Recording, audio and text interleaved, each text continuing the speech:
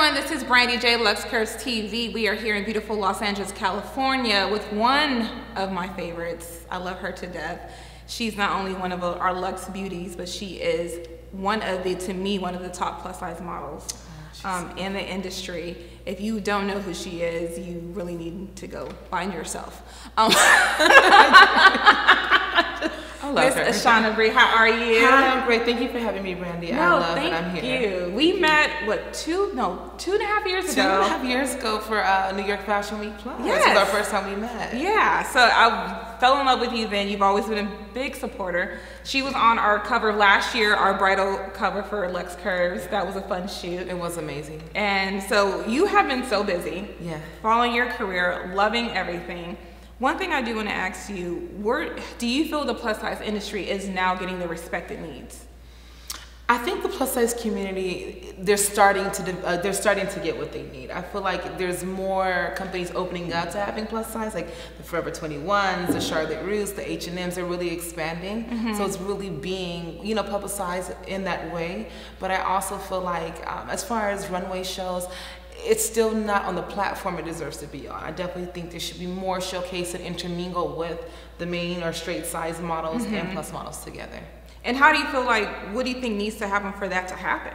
I just think it needs to be more of a conversation about all women's bodies being inclusive. I just think that women today, we are ranging from different heights, different weights, different ethnicities, and I just think that that needs to be incorporated in everyday media, in social media, in magazines, and television. Even as part of pop culture, it should be incorporated, and I think that'd be a great way to open up the conversation about including all women. And people being more bold to create the platform. Most definitely. Versus like, I'm not gonna create that platform because the average size woman is a size, I think now 16. Yeah.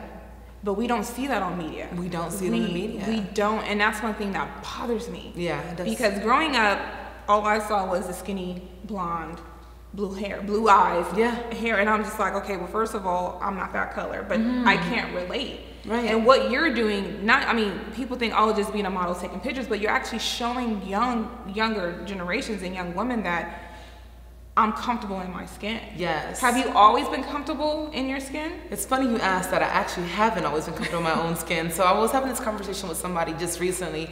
Growing up, I was always an athletic girl and a taller, curvier girl. So I got my adult body very early. I would say like around 14, 15, I just developed. And I just had a little bit of everything. The hips and curves and thighs and all the good stuff. Your mama like, wait a minute. Right, I was like, girl, hold on now, okay. But I didn't understand it. Like, to me, I grew up in Orange County, so that wasn't a norm. No. Being a curvy girl, being an ethnic girl, it wasn't a in normal California, thing. period. Exactly. This is like the fitness mecca, not the paleo, but the vegan and eating super, super clean. And especially here in beach cities, they're super, super confined to being super healthy. And I was very healthy. I was very athletic, but I always just had a bigger build. I come from a family they're bigger build people as well. And I just really developed early, and I was getting different kind of attention from older guys, and I wasn't understanding what that meant, how to respond to it, and I just had to adapt to having this grown body, and I was very insecure about it because I just wanted to be a 15, 16-year-old and just be a kid. They looking at you like you're a grown woman, and you're like, wait a minute, this is... Exactly. You didn't have control over that. Most definitely. So it wasn't the easiest thing to accept growing up, and I didn't really get into full acceptance till my early mid-20s. When I really got into this industry, it really, really took me a while to just really be okay with myself. And did your mom help you, try to be comfortable within your skin? My mom actually was a person who just always, bless you, baby. This is real, so I don't care. Hold on. Okay. I know we'll edit it out. So did your mom help you? My mom definitely helped me. My mom was always a person who was a fighter. She always just believed in being confident and being authentic to yourself. So my mom always pushed me to just be comfortable in my own skin wherever I was. Now, whenever I was like, I want to shred or lose some weight, she's like, I got you, girl, let's get in it together. Whenever I was putting on weight, she goes, you look good, girl. You just got to wear the clothes that fits your shape, wear the stuff that fits your body. And she was supportive. She definitely was supportive, but it was more like my mom was a smaller woman, so she never understood what it was like to really be curvy and tall and curvy and busty and hippie. And, it's one thing to be curvy, but when you really have a lot of assets, it becomes a lot. It does sometimes. It becomes a lot. And so you said you finally felt acceptance within yourself in your 20s. Yeah. What was that defining moment that you said, you know what, let me just embrace my body? Okay, so this is so funny that you asked that question because it goes back to my career. So I started off as an actress. I'm still an actress now. I was going back and forth to these auditions, and they were saying, you know, you really should look into modeling as well. You have a great look. You're super unique looking, and I just never saw myself as a model. I'm like, I'm a thick girl. Like, I don't see any models that look like me. They're like, no, there's an industry, a plus model. There's an industry developing. You should look into it. And I started to do the research and the business of the whole thing and look into the different girls and different shapes. And I started to see girls that look like me, like, oh, okay, she does have a little extra, and it's okay to be a little bit fuller and be beautiful and to be clothed and dressed beautifully. And when I actually got into the industry, is honestly the defining moment. It wasn't before the industry. The industry kind of made me get up and out of myself because I had to wear my first shoot. I was wearing bodysuits and I was wearing two pieces. I was like, okay, here we go. Like they're gonna throw you in and make you feel comfortable about your body. Exactly. So you know you can't cheat the camera, so it's gonna show up. So you gotta just live in that moment. So I just let everything go, put it out there, like, you know what, I'm beautiful, I'm confident, I'm a woman, I'm gonna represent so many different young girls, women, and just in people in general, and I just let it go. And now I'm just walking as a confident woman in my authentic self. You're doing a great job. Like Thank you. Since we met, I've been following you, and you've been a huge supporter of not only the magazine and the movement, but myself. So I just want to thank you for that. Being in the plus size industry, one thing I always do feel like, and I'm very honest about this, the industry started because of the Black woman's body.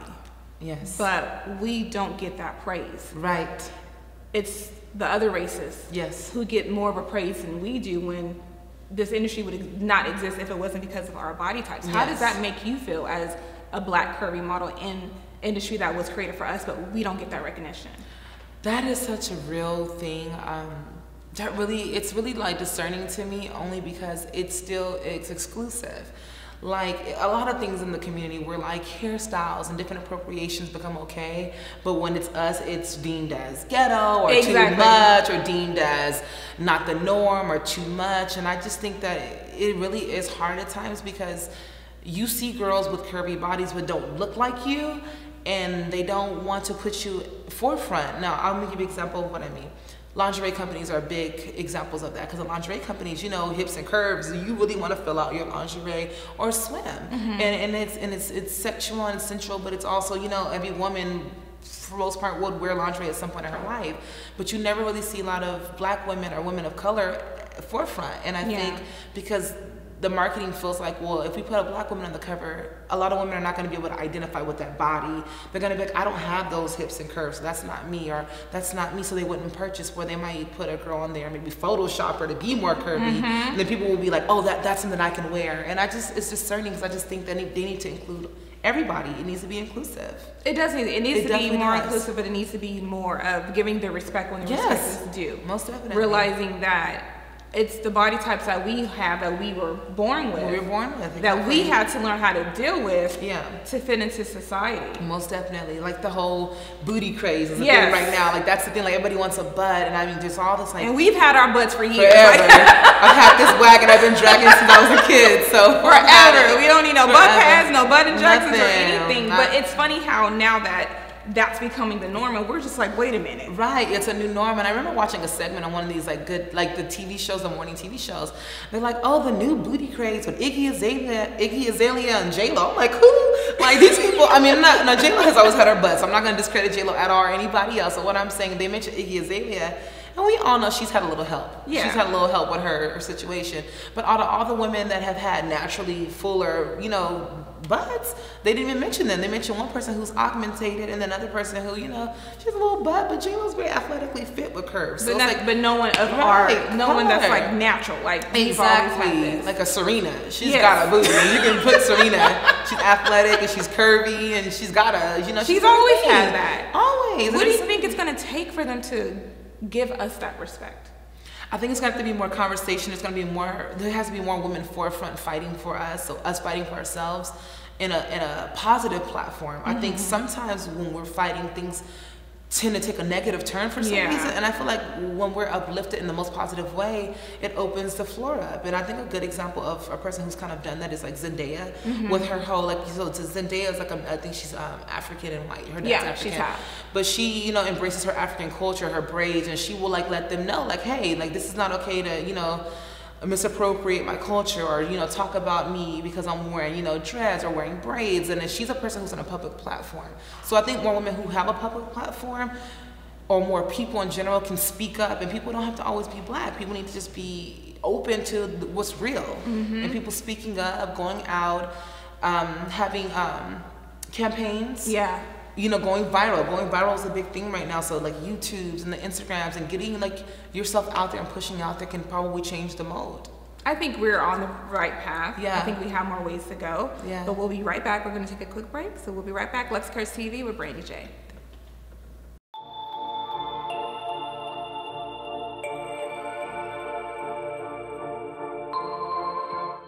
Hey everyone, we are back at Luxe Curves TV. Sorry, we're just having a lot of fun off camera with plus size model Ashanna Bri. But you're more than a model. I feel like you're an advocate for, to me, when I look at you, you're an advocate not for just for curvy women, but for black women and for young girls. And being in the limelight, you take on that responsibility by really asking for it. Yes. Have you had any backlash since, you know, putting yourself out on the platform as a curvy plus size black model?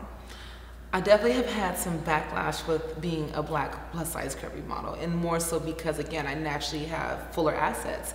So sometimes people, when you put something out there, instead of getting like, oh, that's a beautiful photo, like I'm really inspired, you get that, oh, you thick, girl. Like you still get those responses, and those things have those have always been things that I try to stray away from, only because it's the stigma of sexualizing women. And I just think that modeling is a thing that, you know, you're selling clothes, you're selling you know, a campaign, you're selling something, but not, almost never sex. With plus size modeling, I noticed that they try to keep you a little bit more covered and a little bit more, you know, closed in. So like sex is not necessarily a thing that you're selling, and I'm not a men's magazine model, just to be clear. So it is different when you get that kind of response of that, and, you know, people, again, who just don't accept the fact that curvy is okay. It's a blessing. It's a thing. It's a real thing. It's a real thing. It's like, an everyday woman real thing, and it's something that, one thing I do like, it's just more about, they don't expect curvy plus size women to be comfortable in their skin. Most definitely. Versus on showing their skin. Most definitely. And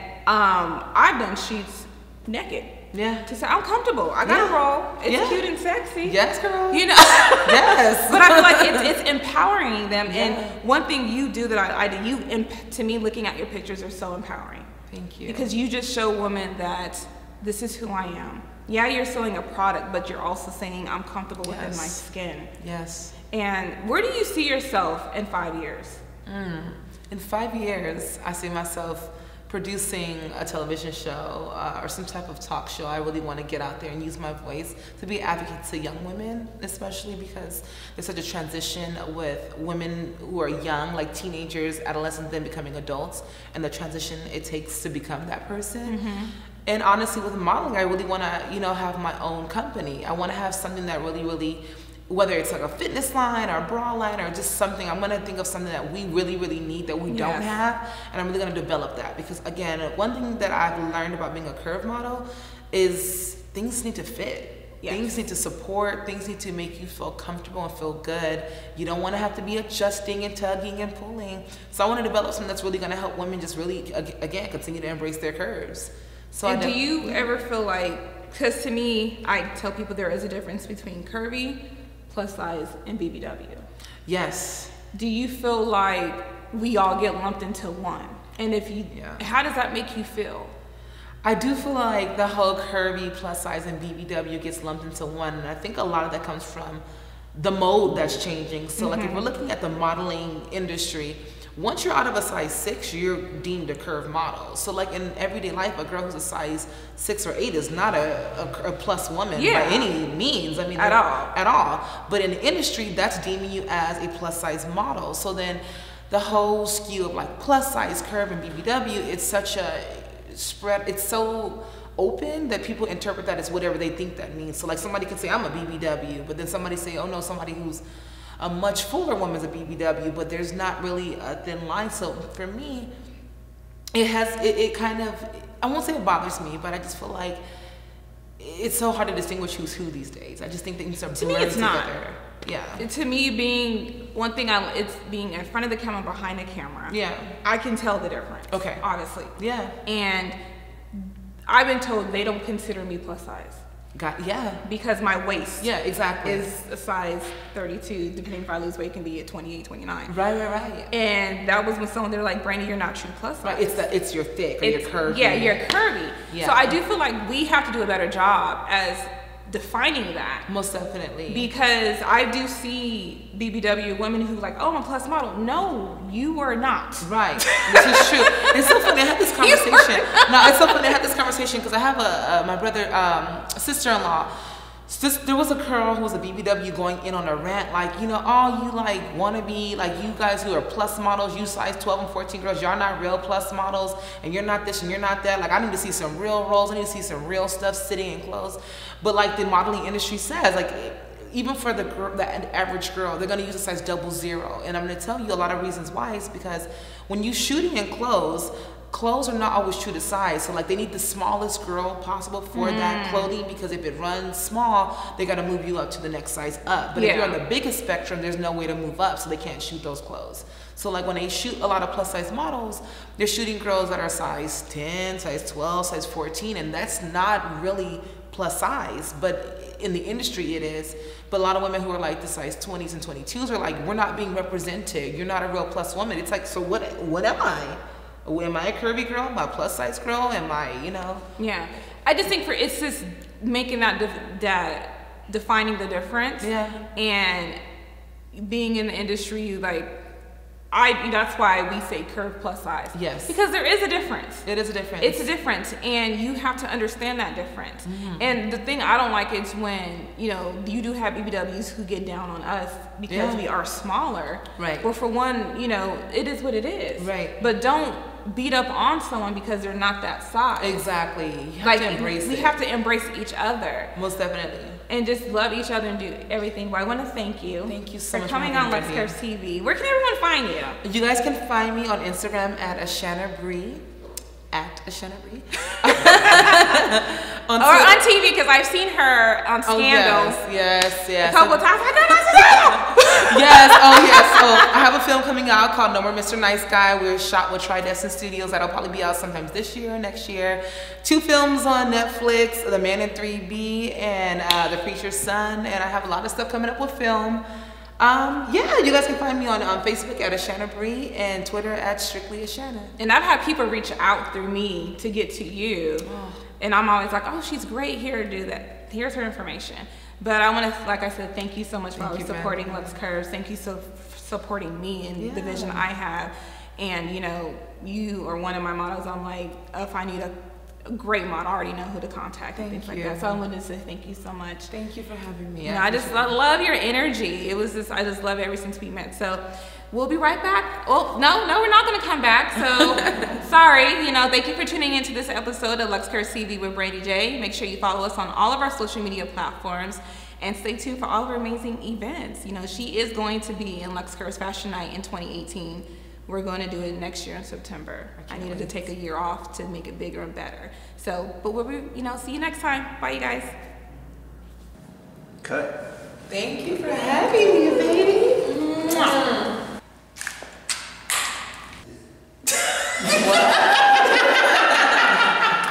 I always call you Ashanna. I think it's easier because that's just the way it's just more familiar. Yeah, Ashanna. I always say if I mess up, just go with the flow. So I'm always calling you Ashanna. That's okay. I'm always I know sometimes like if people like will slate my name in acting as Ashanna, and my mom like Ashanna, I'm like Ashanna. Somebody